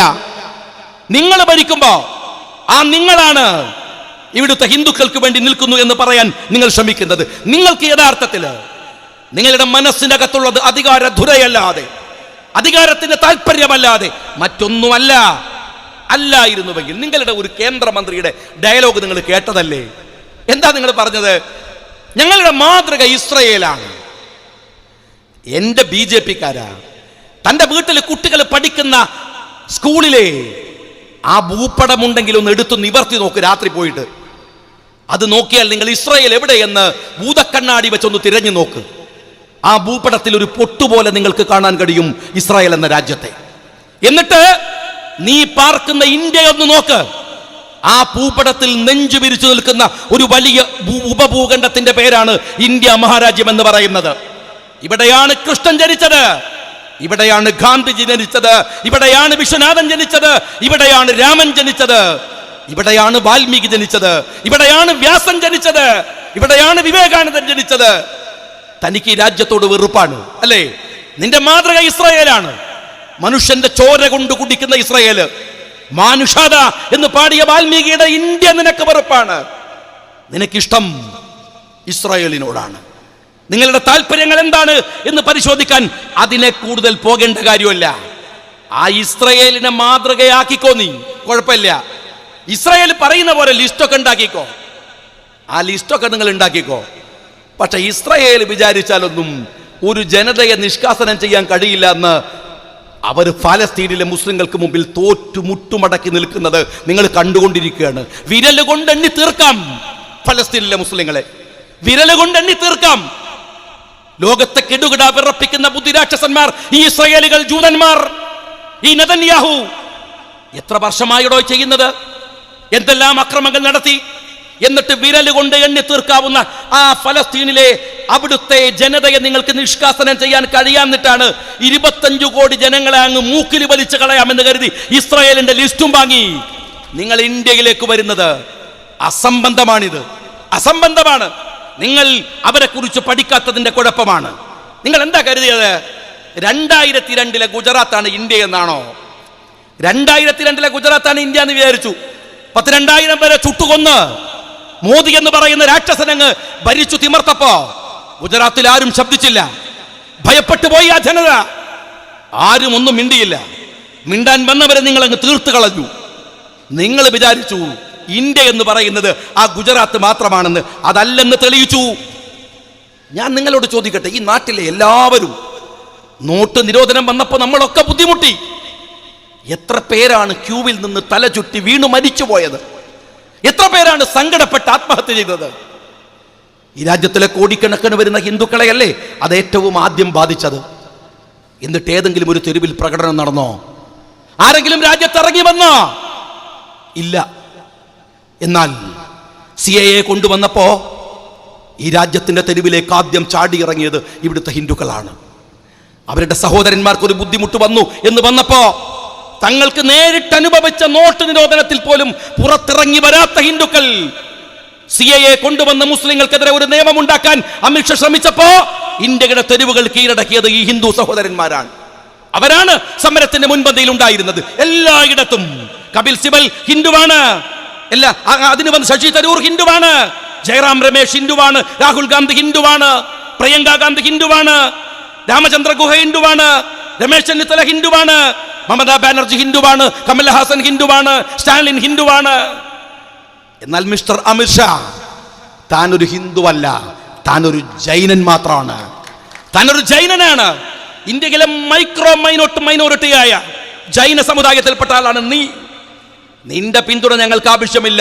കോടിക്കണക്കിന് ഹിന്ദുക്കളുടെ ഹൃദയത്തിലാണ് ഇവിടുത്തെ മുസൽമാൻ ജീവിക്കുന്നതെന്നും പരസ്പരം അങ്ങനെയാണ് അവർ ഇന്ത്യയെ കാണുന്നത് എന്നും ഞങ്ങൾക്ക് തിരിച്ചറിയാൻ കഴിഞ്ഞത് ഈ വലിയ സമരങ്ങളുടെ മുമ്പിലാണ് എന്ന് മാത്രമല്ല അതിനു മുമ്പുമുണ്ട്. ആ സ്നേഹം മുസ്ലിങ്ങൾക്ക് അറിയാം. നിങ്ങൾ പരിശോധിക്കുക, ഇന്ത്യ മഹാരാജ്യത്തിന്റെ അതിർത്തി പങ്കിടുന്നത് 2 ഇസ്ലാമിക് റിപ്പബ്ലിക്കുകളാണ്. ഇസ്ലാമിക് റിപ്പബ്ലിക് എന്ന അഭിപ്രായം ഞങ്ങൾക്കില്ല. പേരങ്ങനെയാണ്. മുസ്ലിങ്ങളുടെ രാജ്യമാണ്. അത് ഇസ്ലാം ഉണ്ടോ എന്നുള്ളത് പിന്നെ തീരുമാനിക്കേണ്ട കാര്യമാണ്. ഏതായാലും ഇസ്ലാമിക് റിപ്പബ്ലിക്കാണ്. 2 രാജ്യങ്ങൾ.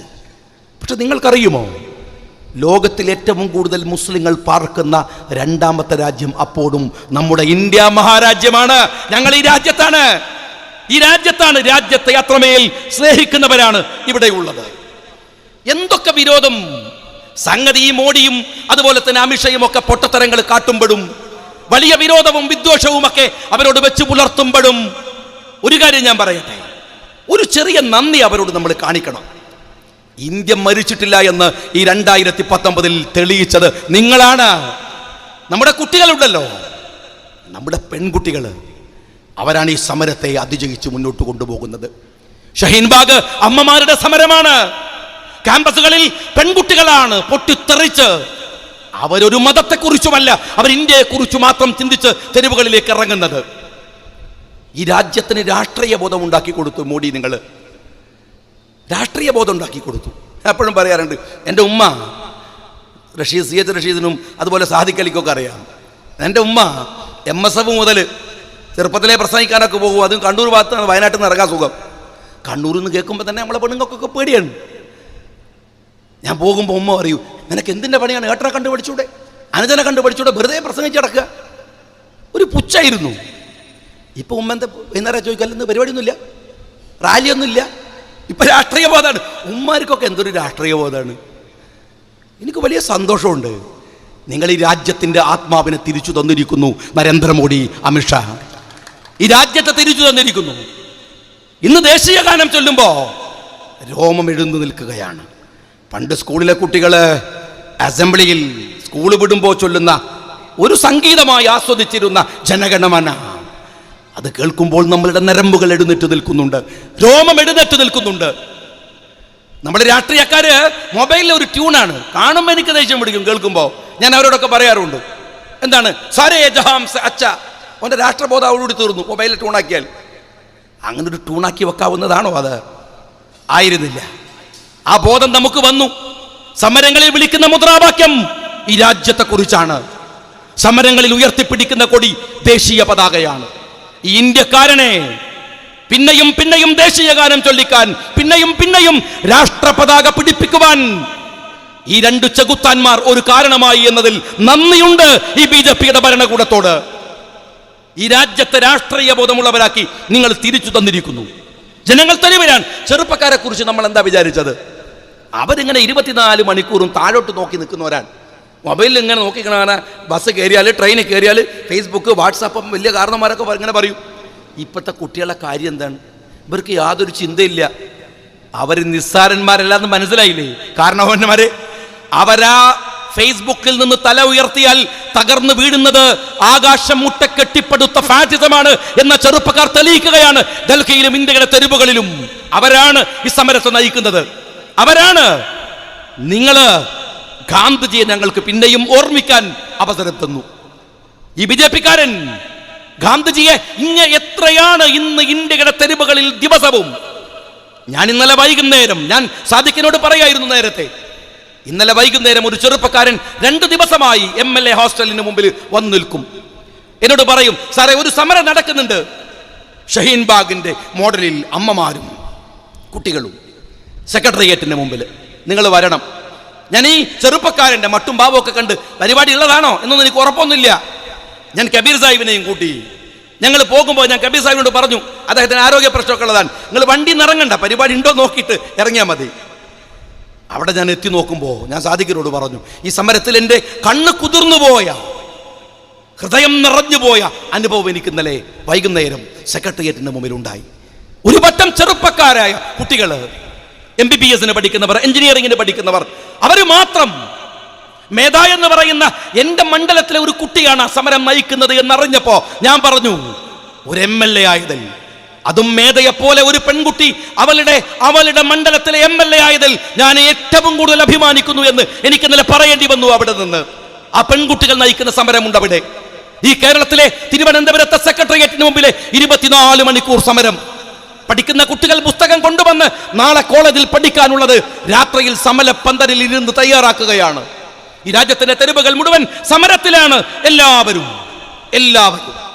നന്ദിയുണ്ട് ഈ രാജ്യത്തെ തിരിച്ചു കാണിച്ചു തരാൻ നിങ്ങൾക്ക് കഴിഞ്ഞതിൽ. ഒബാമയുടെ ഒരു ട്വീറ്റ് ഉണ്ടായിരുന്നു കഴിഞ്ഞ ആഴ്ചയിൽ. ഒബാമ പറഞ്ഞത്, ഞാൻ നരേന്ദ്രമോദിയോട് പറഞ്ഞു, ഇന്ത്യ മഹാരാജ്യമുണ്ടല്ലോ, അതൊരു അത്ഭുതമാണ് മോദി, അതൊരു അത്ഭുതമാണ്. നിങ്ങൾ ഇന്ത്യയിൽ അവിടുത്തെ മതന്യൂനപക്ഷങ്ങളെ നിങ്ങൾ പരിശോധിക്കുക, അവർ രാജ്യത്തിന്റെ കൂടെയാണ്. ലോകത്തിലെ ഒരു രാഷ്ട്രത്തിലും അങ്ങനെ ഇല്ല. ലോകത്തിലെ എല്ലാ രാഷ്ട്രങ്ങളിലും അവിടുത്തെ മതന്യൂനപക്ഷങ്ങൾ രാജ്യവിരുദ്ധമായ സമരങ്ങളിൽ പങ്കെടുത്തുകൊണ്ടിരിക്കുകയാണ്. ഉദാഹരണമായി സ്പെയിനിലെ കൊറ്റാലൻസിനെ കുറിച്ച് അദ്ദേഹം പറഞ്ഞു. അവര് കൊറ്റാലൻസിനെ കുറിച്ച് പറഞ്ഞിട്ട് പറഞ്ഞു, കാറ്റലോണിയ എന്ന് പറയുന്ന ഒരു രാഷ്ട്രത്തിന് വേണ്ടിയാണ് സ്പെയിനിൽ നിരന്തരമായ സമരങ്ങൾ നടക്കുന്നത്. എന്നാൽ ഇന്ത്യയിലെ മൈനോറിറ്റിയെ നിങ്ങളൊന്ന് നോക്ക്. അവർ രാജ്യത്തിന് വേണ്ടിയല്ലേ നിൽക്കുന്നത്?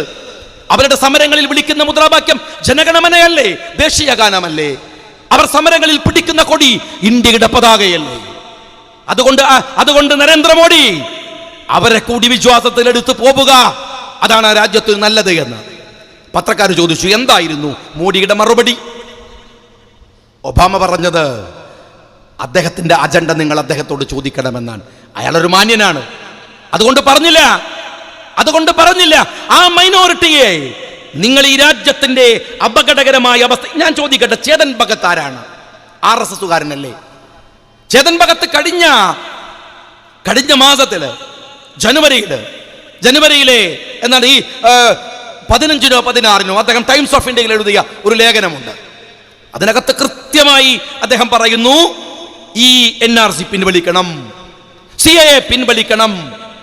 അദ്ദേഹം പറയുന്നത്, ഒരുപക്ഷെ നിങ്ങൾ NRC കൊണ്ടുവന്നാൽ, അതല്ലെങ്കിൽ നിങ്ങൾ NPR കൊണ്ടുവന്നാൽ അതൊരു കുഴപ്പമാകുമായിരുന്നില്ല രാജ്യം ഭരിക്കുന്നത് മൻമോഹൻ സിംഗ് ആണെങ്കിൽ. എന്നാൽ അമിത്ഷാ, നിങ്ങൾ ഈ രാജ്യത്തിൽ ഒരാൾക്കും നിങ്ങളെ വിശ്വാസമില്ല. നിങ്ങൾ കൊണ്ടുവന്ന നിയമം ഈ രാജ്യം വിശ്വാസത്തിലെടുക്കില്ല. ആദ്യം മാറേണ്ടത് നിയമമല്ല, നിങ്ങളാണ്.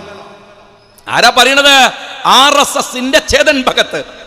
എന്നിട്ട് അയാൾ പറയുന്ന ചില കണക്കുകളുണ്ട്. എന്താ കണക്കെന്നറിയുമോ? നിങ്ങൾ ഈ രാജ്യത്തിലെ മൈനോറിറ്റിയെ ഇന്ത്യയിൽ നിന്ന് മാറ്റാൻ ശ്രമിക്കുന്നു. ശരി, അങ്ങനെ മാറ്റുമ്പോൾ നിങ്ങൾ പറയുന്ന ന്യായം എന്താണ്? അവർ ഈ രാജ്യത്തിന്റെ GDP-യെ തകർക്കുന്നു എന്നാണ്. അവർ ഈ രാജ്യത്തിന്റെ GDP-യെ തകർക്കുന്നതിന്റെ എന്തെങ്കിലും ഒരു ഉദാഹരണം നിങ്ങൾ കാണിക്കാനാവില്ല അദ്ദേഹം പറയുന്നു.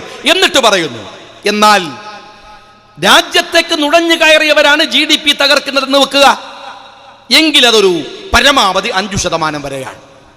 എന്നാൽ അവരെ മാറ്റാൻ നിങ്ങൾ ഈ 150 കോടിയെ വെച്ച് നടത്തുന്ന എഫേർട്ട് ഈ രാജ്യത്തിന്റെ GDP 100% തകർക്കും. ഇത് അസംബന്ധമാണ്. നിങ്ങൾ NRC കൊണ്ടുവരുമ്പോ അത് നിയമങ്ങൾ കടുത്തതാക്കിയാൽ ഫേക്ക് ഡോക്യുമെന്റുകൾ ഉണ്ടാക്കി രാജ്യത്തെ അന്യരാജ്യത്ത് നിന്ന് തുഴഞ്ഞു കയറിയവൻ പൗരത്വം ഉണ്ടാക്കും. നിങ്ങൾ ഡോക്യുമെന്റുകൾ ലളിതമാക്കിയാലോ അവൻ ഈസി ആയിട്ട് പൗരത്വം വാങ്ങും. എന്നാൽ ഇതിന്റെ മിഡിൽ നിങ്ങൾ ഡോക്യുമെന്റുകൾ കൊണ്ടുവന്നാലോ സംഭവിക്കുന്നത് എന്താണെന്ന് അദ്ദേഹം പറയുന്നത്, അങ്ങനെ ചെയ്താൽ ഉദ്യോഗസ്ഥന്മാർക്ക് പണം കൊടുത്ത് ആളുകൾ ഡോക്യുമെന്റ് ഉണ്ടാക്കും എന്ന് പറഞ്ഞാൽ നിങ്ങൾ ചെയ്യുന്നത് അസംബന്ധമാണ്, അത് ചെയ്യരുത് എന്ന് അമിത്ഷയോട് പറയുന്നത് ചേതൻ ഭഗത് എന്ന് പറയുന്ന RSSന്റെ തലമുതിർന്ന ബുദ്ധിജീവി. എന്നിട്ട് അദ്ദേഹം പറഞ്ഞു, മിസ്റ്റർ അമിത്ഷാ, അവസാനിക്കുന്നത് ഇങ്ങനെയാണ് ലേഖനം. മിസ്റ്റർ അമിത്ഷാ, കോർ ഇഷ്യൂ എന്ന് പറയുന്നത് രാജ്യത്തിന്റെ എക്കണോമിയാണ്, അത് തകരുകയാണ്. നിങ്ങൾ ഇപ്പോൾ ശ്രദ്ധിക്കേണ്ടത് അത് തിരിച്ചു പിടിക്കാനുള്ള പ്രയത്നമാണ്. എന്ത് അസംബന്ധമാണ് നിങ്ങൾ ചെയ്യുന്നത് എന്ന് ഞാൻ വീണ്ടും ചോദിക്കുകയാണ്. ഇവിടെ കുറ്റ്യാടിയില് ഒക്കെ ചില കടകൾ അടച്ചുകൊണ്ട് ഒരു സമര രീതി ആരംഭിച്ചു കേരളത്തിൽ. BJP-കാരൻ പ്രസംഗിക്കാൻ വരുമ്പോ കടകൾ അടക്കുക, കടകൾ അടക്കുന്നു എന്നത് കട അടക്കുന്നവന്റെ സ്വാതന്ത്ര്യമാണ്. പക്ഷേ കട അടപ്പിക്കുന്നത് മുസ്ലിം ലീഗിനെ പോലെ ഒരു പാർട്ടി അതിനെ ഒരിക്കലും അംഗീകരിക്കുന്നില്ല. ബലമായി അങ്ങനെ ഒരു ബലാത്കാരം BJP-കാരനും ഇവിടെ സ്വാതന്ത്ര്യമുണ്ട്, അവന് പറയാൻ അവകാശമുണ്ട്, പറയട്ടെ. അവൻ എത്ര കാലമായി കേരളത്തിന് തെരുവിൽ നിന്ന് പറയാൻ തുടങ്ങിയിട്ട് എന്താ സംഭവിച്ചത് പറയട്ടെ. കടകൾ ബലമായി അടക്കരുത്, ഇത് ഗാന്ധിയൻ സമരമാണ്. ആ സമരത്തിന്റെ ടോണിനെ തിരിച്ചുവിടരുത്. പക്ഷേ ആ കടകൾ അടച്ചു പോയല്ലോ ഒരുപാട് സ്ഥലത്ത്, വളഞ്ഞ വഴിയിലടക്കം. അതിനെ നിങ്ങൾ വലിയ ഇന്റർനാഷണൽ ഇഷ്യൂ ആക്കിയല്ലോ. ഞാൻ നിങ്ങളോട് ചോദിക്കുന്നത്, അങ്ങനെ ബഹിഷ്കരിക്കുന്നതിനെ ഒരു ഇന്റർനാഷണൽ ഇഷ്യൂ ആക്കാൻ, ഒരു വിഷയമാക്കാൻ നിങ്ങൾക്ക് എന്താ അവകാശം? നിങ്ങൾക്ക് എന്താ അവകാശം? നിങ്ങൾ ദീപിക പട്കോൺ JNU-ല് പോയി അവരുടെ ചപ്പക് എന്ന് പറയുന്ന സിനിമ വന്നപ്പോ ഈ സംഘ് പരിവാര ഭ്രാന്തന്മാർ ഇറങ്ങിയിട്ട് പറഞ്ഞത് അത് ബഹിഷ്കരിക്കണമെന്നാണ് അല്ലേ? അതിന് ന്യായം എന്താണ്? നിങ്ങൾ കുട്ടികളോട് ചോദിക്കുക, ആരാണ് ക്യാപ്റ്റൻ കൂൾ? അവര് പറയും ധോണിയാണ്. ഇന്ത്യൻ ക്രിക്കറ്റിന്റെ ഇതിഹാസമായ ധോണി, സൗമ്യനായ ധോണി. ആ ധോണിയുടെ BCCയുടെ എഗ്രിമെന്റ് നിങ്ങൾ എന്താ പുതുക്കി കൊടുക്കാത്തത്? എന്താ കൊടുക്കാത്തത്? ഛത്തീസ്ഗഡിൽ നിങ്ങളുടെ തെരഞ്ഞെടുപ്പ് പ്രചരണത്തിന് പോകാൻ പറഞ്ഞപ്പോ പറ്റില്ല എന്ന് പറഞ്ഞു. നിങ്ങളുടെ അഭിപ്രായം എന്താണ്? മൈക്രോസോഫ്റ്റിന്റെ സത്യ നടേല ഇന്ത്യയിലേക്ക് വന്നപ്പോ ആ സത്യ നടേലയെ നിങ്ങൾ ബഹിഷ്കരിച്ചില്ലേ? എന്നാ പിന്നെ കുറച്ച് ഉളുപ്പുമാനം ഉണ്ടെങ്കിൽ ആ ട്വിറ്ററും ഫേസ്ബുക്കും കൂടി ഒന്ന് ബഹിഷ്കരിക്കുക, എന്നാൽ ഈ രാജ്യം രക്ഷപ്പെടും. RSSകാരെ അതോട് ബഹിഷ്കരിക്കും, അത് ബഹിഷ്കരിക്കും. അതില്ല. നിങ്ങൾ ആമസോണിന്റെ നേതാവ്, അതിന്റെ ക്യാപ്റ്റൻ, അതിന്റെ ഉടമ ഇന്ത്യയിലേക്ക് വന്നപ്പോ അദ്ദേഹത്തെയും ബഹിഷ്കരിക്കാൻ നിങ്ങൾ പോയി. ജോഷോഗി വന്നപ്പോ 1 മില്യൺ ആളുകൾക്ക് തൊഴിൽ കൊടുക്കുമെന്ന് പറഞ്ഞ ആമസോണിനെ നിങ്ങൾ ബഹിഷ്കരിച്ചു. പിന്നെ നിങ്ങൾ എങ്ങനെയാണ് ബഹിഷ്കരണത്തെ കുറിച്ച് പറയാ? എങ്ങനെയാ പറയാ?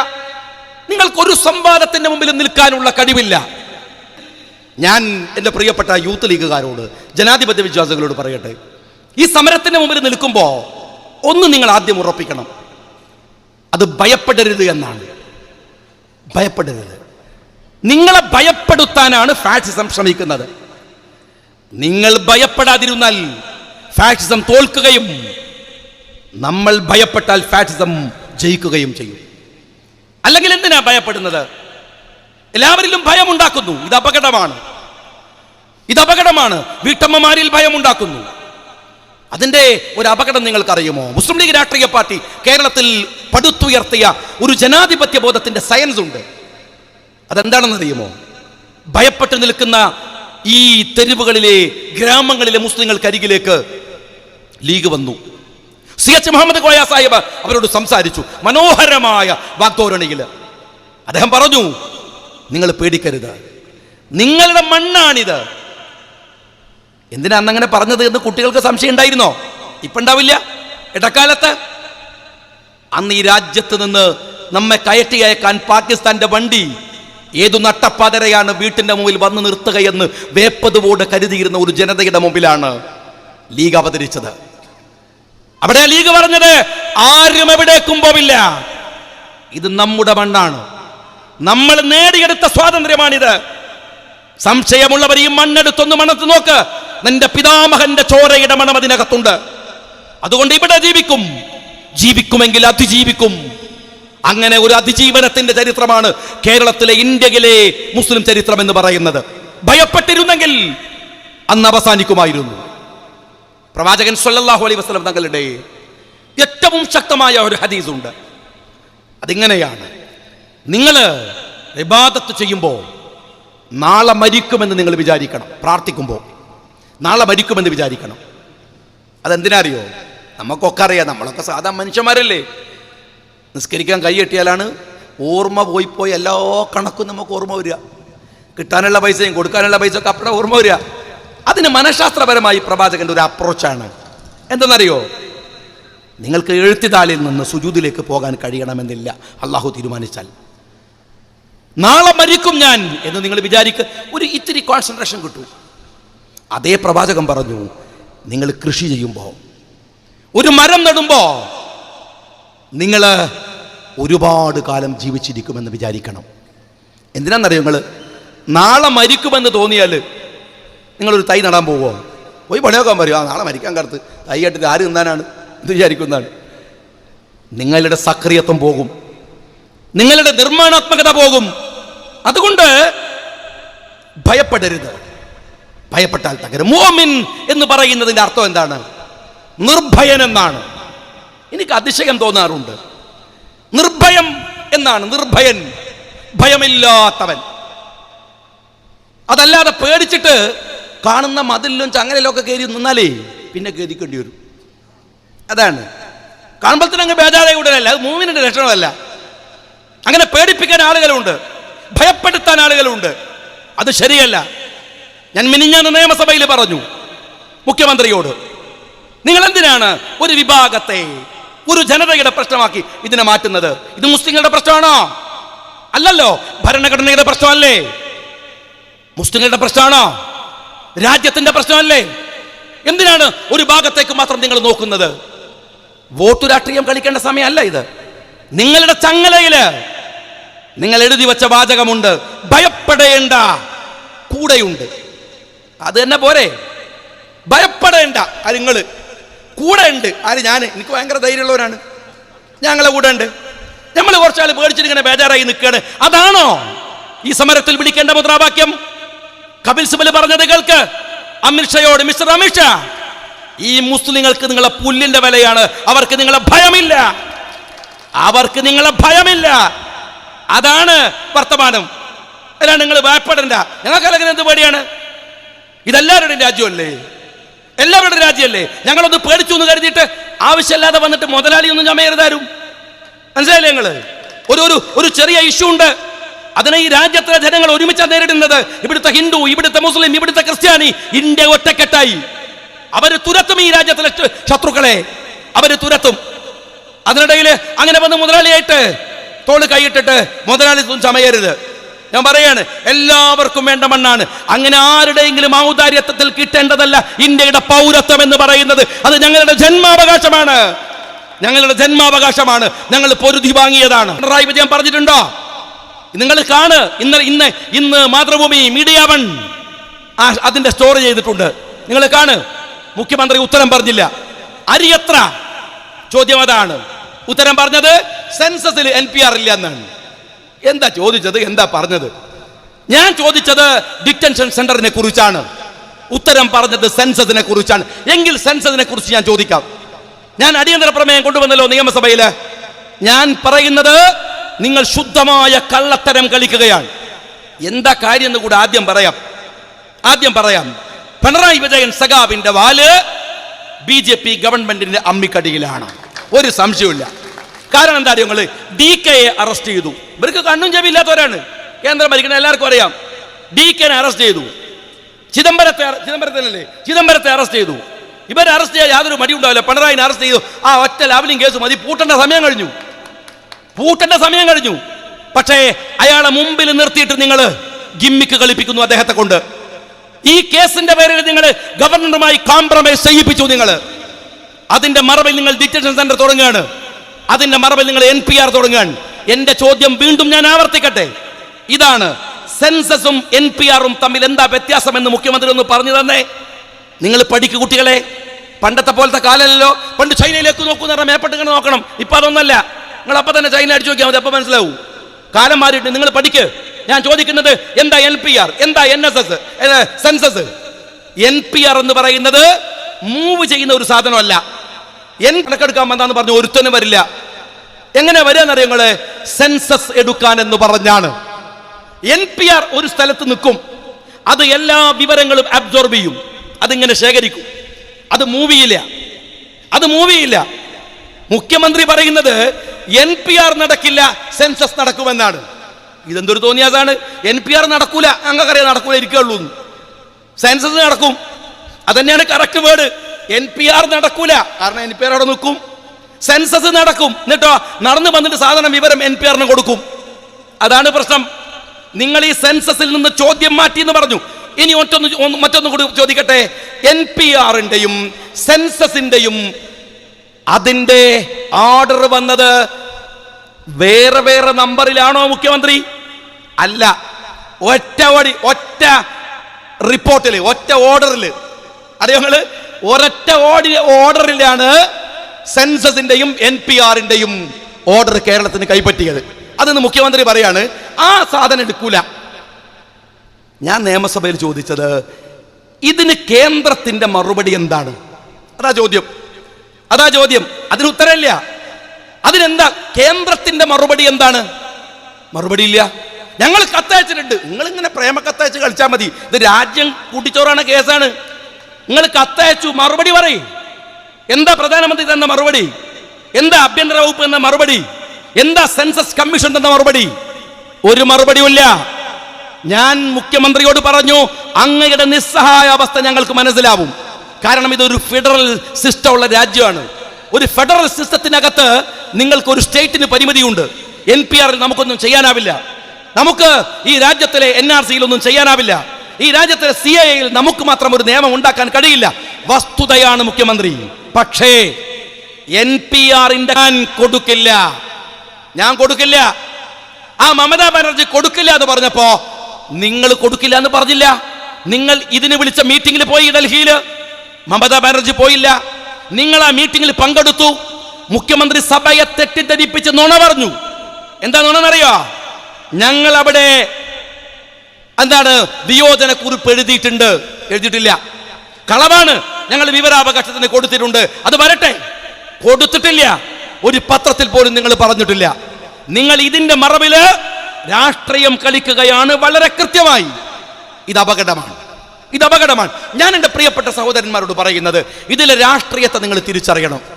ഇതിനിടയിൽ രാഷ്ട്രീയം മറക്കരുത്. ഞാൻ ആദ്യമേ പറഞ്ഞു, രാഷ്ട്രീയം മറന്നാൽ തീർന്നു എല്ലാം. രാഷ്ട്രീയമാണ് അടിസ്ഥാന ഘടകം. ഇതിനെന്താ പരിഹാരം? അതുമാണല്ലോ ആലോചിക്കുക. ബുദ്ധിയുള്ള സമൂഹം ആലോചിക്കേണ്ട ഒരു കാര്യം എന്താണെന്ന് വെച്ചാൽ, വെറുതെ ഇങ്ങനെ വന്നിട്ട് KM ഷാജി പ്രസംഗിക്കുക, സാദിഖ് അലി പ്രസംഗിക്കുക, റഷീദ് പ്രസംഗിക്കുക എന്നൊക്കെ പറഞ്ഞിട്ട് ഒരാൾ പ്രസംഗിച്ച് പോക്കല്ലോ. പ്രസംഗിക്കുമ്പോൾ അതിനപ്പുറത്തൊരു വസ്തുത ഉണ്ട്. ഇത് എന്ന് പരിഹാരം വേണ്ടേ? എന്താ പരിഹാരം? പരിഹാരം രാഷ്ട്രീയമാണ്. എന്താ കാരണം ഉണ്ടായത് നിങ്ങൾ ആലോചിക്കുക. CAA കൊണ്ടുവന്നു എന്ന് വെച്ചാൽ പൗരത്വ ബില്ല് കൊണ്ടുവരികയും അത് ആക്ട് ആക്കുകയും ചെയ്തു. എവിടെ നിന്ന്? മാലാകമാർ ആകാശത്തു നിന്ന് ഇറങ്ങി വന്ന് ഇന്ത്യയിൽ CAA ഉണ്ടാക്കിയതാണോ? അല്ല, ഇന്ത്യയുടെ പാർലമെന്റിലാണ് അത് ഉണ്ടാക്കിയത്. പാർലമെന്റിന് 2 സഭയുണ്ട്. ഒന്ന് രാജ്യസഭ, ഒന്ന് ലോകസഭ. ഈ 2 സഭയിലും ഭൂരിപക്ഷം ഉണ്ടാകണം. അപ്പൊ എന്താ ഇത് ചെയ്യേണ്ടത്? തെരുവിൽ നടക്കുന്ന രാഷ്ട്രീയ സമരങ്ങളെ മുഴുവൻ സ്വാംശീകരിച്ചെടുത്ത് അതിനെ ഒരു ജനാധിപത്യ കരുത്താക്കി മാറ്റി ഇന്ത്യൻ പാർലമെന്റിലേക്ക് ആളുകളെ പറഞ്ഞയക്കുക. അവിടെ ഈ BJP-യെ തോൽപ്പിക്കാനുള്ള കരുത്ത് പാർലമെന്റിൽ ഉണ്ടാവുക.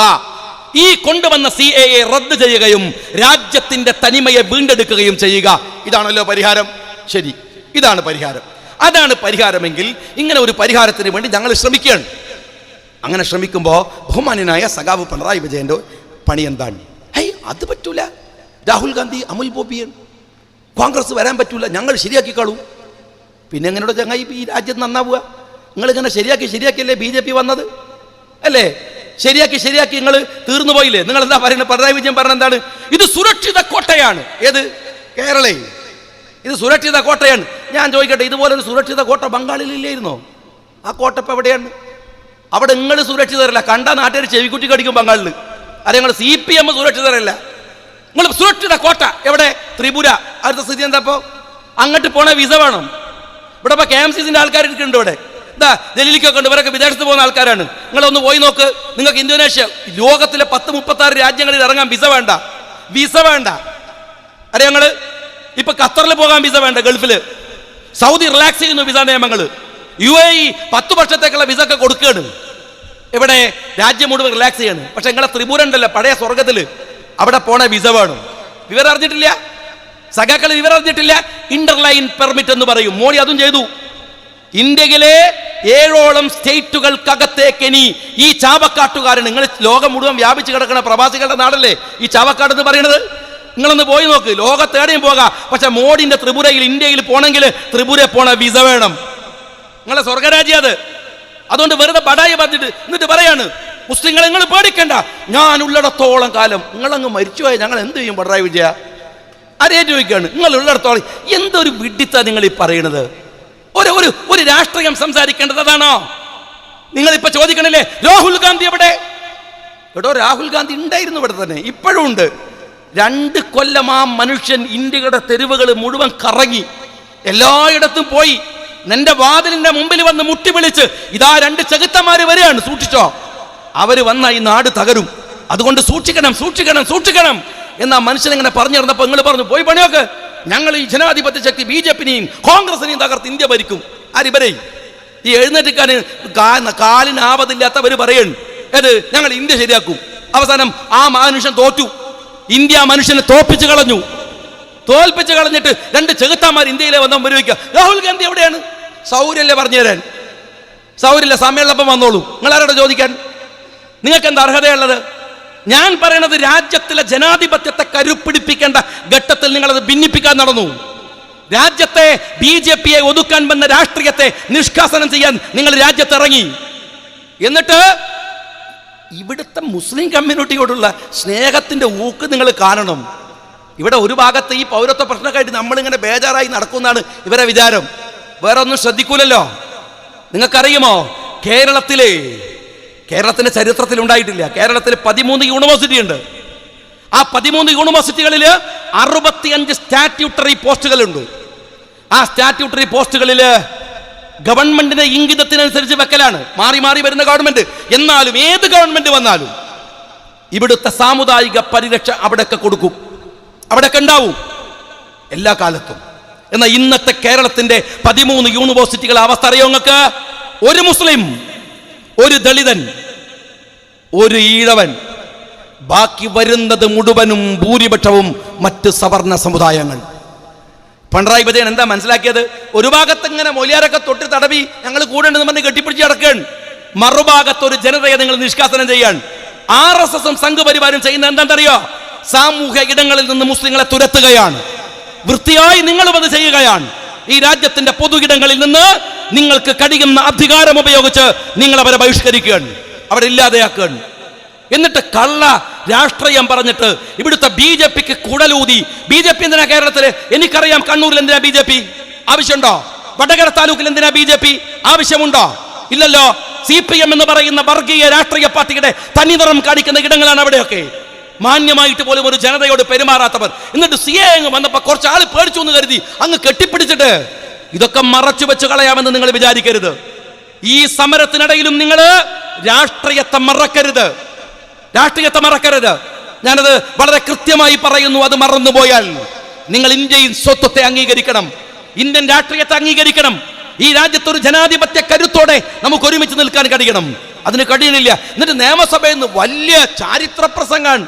എന്താ പ്രസംഗം എന്നറിയോ? പിണറായി വിജയന്റെ എന്താ ലീഗുകാരാ നിങ്ങൾ സമരത്തിന് വരാഞ്ഞത്? ശരി, ഞങ്ങൾക്ക് ഭയങ്കര തെറ്റുപറ്റി. ഞാൻ ചോദിക്കട്ടെ, ബഹുമാന്യനായ സഖാവ് പിണറായി വിജയ, നിങ്ങൾ മമതാ ബാനർജിന്റെ ഏത് പ്രകടനത്തിലാണ് പോയി നിന്നിരുന്നത്? ഒരു പ്രകടനം വരെ ഷാഗ കമ്മിറ്റിന്റെ പോയിനാ? ഇന്ത്യയില് ഈ നരേന്ദ്രമോദിക്കെതിരെ നെഞ്ചു വിരിച്ചു പൊരുതുന്ന ഒരു സ്റ്റേറ്റ് ആണ് പശ്ചിമ ബംഗാൾ എന്ന് പറയുന്നത്. അതിന്റെ നായികയാണ് മമതാ ബാനർജി.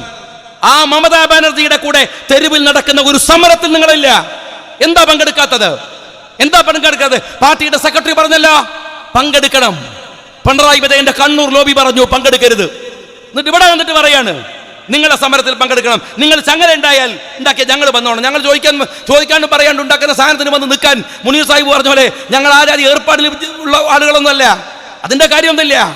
അതുകൊണ്ട് ഞാൻ ചെറുപ്പക്കാരോട് പറയുന്നത്, ഈ സമരത്തെ അതിന്റെ സ്പിരിറ്റ് ചോരാതെ യൂത്ത് ലീഗുകാരാ കൊണ്ടുപോകാൻ കഴിയണം. ഈ നാട്ടിലെ ജനങ്ങളെ മുഴുവൻ ഒരുമിപ്പിച്ച് നിർത്തി ഈ നാട്ടിലെ പൊതു ഇടങ്ങളെ നമ്മൾ വർദ്ധിപ്പിക്കണം. നാട്ടിലെ ലൈബ്രറികൾ, നാട്ടിലെ ഗവൺമെന്റ് ആശുപത്രികൾ, രാജ്യത്തിലെ ഗവൺമെന്റ് സ്കൂളുകൾ, നമ്മുടെ രാജ്യത്തിലെ പൊതു ഇടങ്ങൾ യൂത്ത് ലീഗുകാരോട് ഞാൻ പറയുന്നു, ഇതൊരു തിരിച്ചറിവിന്റെ കാലമാണ്. എങ്ങനെയുള്ള തിരിച്ചറിവ്? ജനാധിപത്യത്തിന്റെ ശുദ്ധീകരണ സമയമാണിത്. ആ ശുദ്ധീകരണ സമയത്ത് നമ്മൾ കരുത്തോടെ അതിന് മുന്നിട്ടിറങ്ങണം. ഓരോ സമരങ്ങളും വലിയ തിരിച്ചറിവാണ്. ഗാന്ധിജി അങ്ങനെയായിരുന്നു. ഗാന്ധിജി ഉപ്പ് വറ്റിച്ചുണ്ടാക്കാൻ ശ്രമം നടത്തുമ്പോ അതൊരു സമരം മാത്രമായിരുന്നില്ല, അതൊരു മെസ്സേജ് ആയിരുന്നു. ചർക്കയിൽ തന്റെ വസ്ത്രം കോർത്തുണ്ടാക്കുമ്പോ അതൊരു മെസ്സേജ് ആയിരുന്നു. ആ ഗാന്ധിജിയാണ് ഇന്ത്യയുടെ സമരനായകനായി നമ്മുടെ മുമ്പിലുള്ളത്.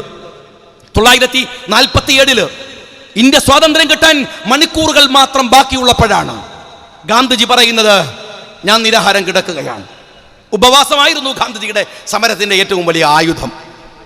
അപ്പൊ എല്ലാവരും നെഹ്റു പോയിട്ട് പറഞ്ഞു, ബാപ്പുജി എന്താണ്, ആളുകൾ സ്വാതന്ത്ര്യം കിട്ടുന്ന ആവേശത്തിലാണ്, നിങ്ങൾ ചെയ്യരുത്. ബാപ്പുജി പറഞ്ഞു, ഈ ജനങ്ങള് പോലീസുകാരൻ എന്തിനാ ആക്രമിക്കണത്, തെരുവിൽ എന്തിനാ യുദ്ധം ചെയ്യണത്? ബാപ്പുജി പറഞ്ഞു എന്താണ് നെഹ്റു പറഞ്ഞു, ബാപ്പുജി അത് ഉണ്ടാവില്ല, നമുക്ക് നിർത്താം. വേണ്ട, എന്തു സ്വാതന്ത്ര്യം? മനുഷ്യർ തമ്മിൽ തല്ലിയിട്ട് ചോര ഒഴുക്കിയിട്ട് ഈ രാജ്യത്തിന്റെ വ്യവസ്ഥിതിയെ പോലീസിനെ വെല്ലുവിളിച്ച് ഈ രാജ്യത്തെ നിയമത്തെ വെല്ലുവിളിച്ച് എന്തിനാണ് ഈ സ്വാതന്ത്ര്യം? നമുക്ക് വേണ്ട.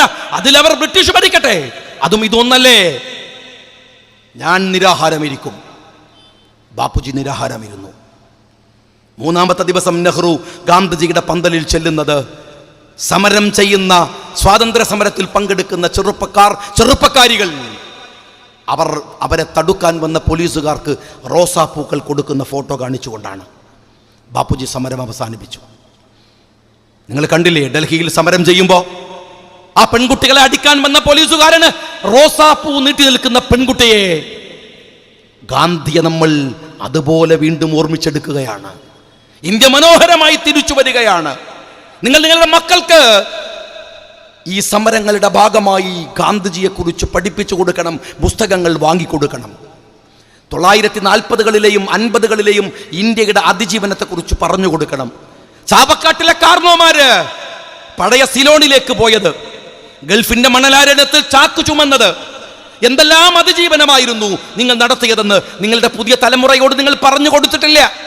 എല്ലാ സൗകര്യങ്ങളിലുമാണ് നിങ്ങൾ അവരെ വളർത്തുന്നത്. അവരോട് പറയണം, ഈ രാജ്യം ദരിദ്രമായിരുന്നു. 1942 മധുരയിൽ നിന്ന് നമ്മുടെ പ്രിയപ്പെട്ട ബാപ്പുജി ഒരു സമരം നയിക്കുകയാണ് ഡൽഹിയിലേക്ക്. ആ സമയത്ത് വൈഗാനദിയുടെ തീരത്ത് നിന്ന് കുറച്ചു വെള്ളം കുമ്പിളിലെടുത്ത് തലങ്ങനെ തടവണുണ്ട്, ചൂടുകൊണ്ട് തൻ്റെ തൊപ്പിങ്ങനെ നരക്കനുണ്ട്. ആ സമയത്താണ് ബാപ്പുജി ഒരു കാഴ്ച കാണുന്നത്. കുത്തിയൊലിക്കുന്ന വെള്ളമുള്ള ഒരിടത്ത്, കടുത്തോളമുള്ള വെള്ളത്തിലിരുന്ന ഒരു അമ്മ വസ്ത്രം അലക്കുകയാണ്. ബാപ്പുജിക്ക് മനസ്സിലായി. ആദ്യം ആലോചിച്ചു, അപകടമല്ലേ അവർ ചെയ്യേണ്ടത്. പിന്നെ മനസ്സിലായത്, ആ അലക്കിയെടുക്കുന്ന വസ്ത്രം എടുത്തിട്ട് വേണം ആ സ്ത്രീക്ക് അവരുടെ നഗ്നത മറക്കാൻ. കടുത്തൊപ്പമുള്ള വെള്ളത്തിലാണ് അവരുടെ നഗ്നത മറച്ചു വെച്ചിരിക്കുന്നത്. ബാപ്പുജി പാവമായിരുന്നു, ഹൃദയാലുവായിരുന്നു. തൻ്റെ മേൽക്കോട്ടടിച്ച് ബാപ്പുജി അവർക്ക് എറിഞ്ഞുകൊടുത്ത്, വെള്ളത്തിലിട്ട് തേവി കൊടുത്ത് അവരത് വാങ്ങി ബാപ്പുജിയുടെ മുമ്പിൽ നമസ്കരിച്ച് നിൽക്കുന്നത് കാണാതെ ആ മനുഷ്യൻ തിരിച്ചു പോകുമ്പോൾ എടുക്കുന്ന ഒരു പ്രതിജ്ഞയുണ്ട്. ചെറുപ്പക്കാരെ, എന്താണെന്നറിയുമോ? ഇന്ത്യ രാജ്യത്തിലെ മുഴുവൻ ജനങ്ങൾക്കും ഉടുതുണിക്ക് മറുതുണി ഉണ്ടാവുന്നത് വരെ ഞാൻ ഇനി ഒറ്റ വസ്ത്രം മാത്രമേ ധരിക്കൂ.